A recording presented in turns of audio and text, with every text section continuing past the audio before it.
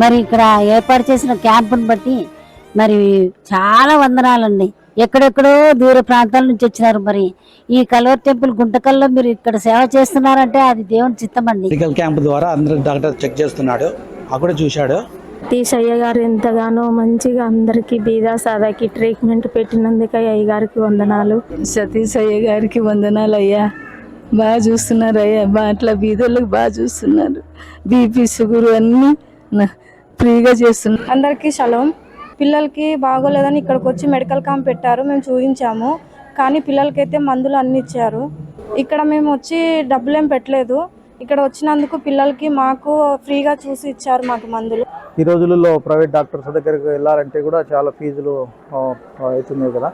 అన్ని చిన్న చిన్న దానిలకు టెస్టులకు రాస్తూ ఉంటారు.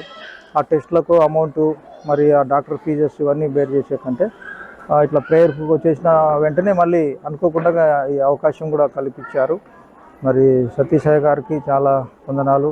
మరి ముఖ్యంగా కరోనా టైంలో అంత భయంకరమైనటువంటి సమయంలో కూడా వారు మరి అక్కడ హాస్పిటల్ ఏర్పాటు చేశారు.